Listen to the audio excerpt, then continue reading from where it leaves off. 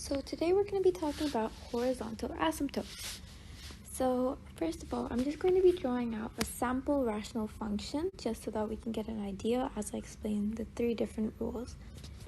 A to the power of x, ax to the power of m, and then plus blah blah blah blah blah.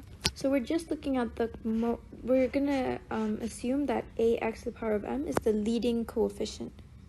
That means that it has the greatest power in the numerator. And then for the denominator, we're going to do the exact same, but with a b as the coefficient. So bx to the power of n. So again, there's another thing, but we're only looking at the leading coefficient. So the one that has the greatest power, or the biggest one. So there's three rules when it comes to horizontal asymptotes. The first rule there is that whenever the denominator's power is greater than the numerator's power, so that means when n is greater than m,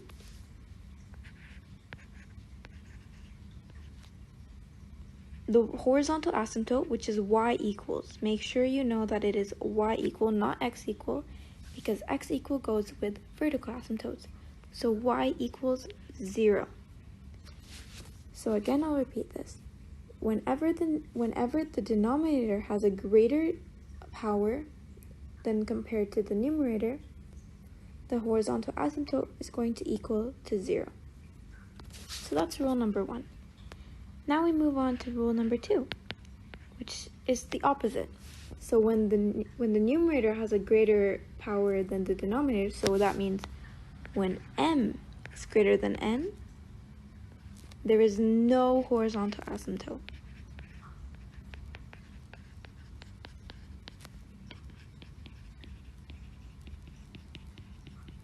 Okay, so I'll just repeat it again.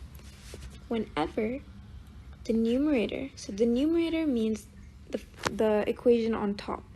Whenever that has the greatest leading coefficient, so whenever it has the greatest power as compared to the denominator, which is the bottom one, then there is no horizontal asymptote.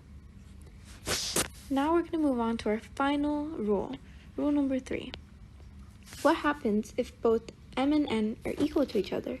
So the numerator is not bigger and the denominator is not bigger, but they're both the same. So when m is equal to n, in this case, the answer would be the coefficients. So what that means is, this would be the answer, a over b.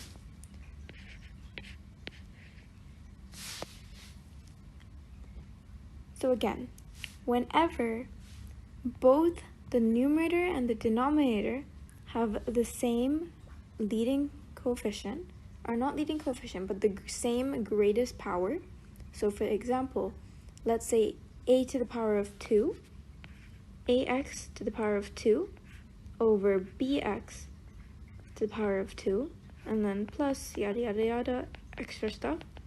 But these are the biggest ones, and they're both the same, then the answer is going to be a over b. So those are the rules for finding the horizontal asymptotes. And yeah, just make sure that you know to make it y equals, because that is something that is very easy to get wrong. So yes, thank you for listening.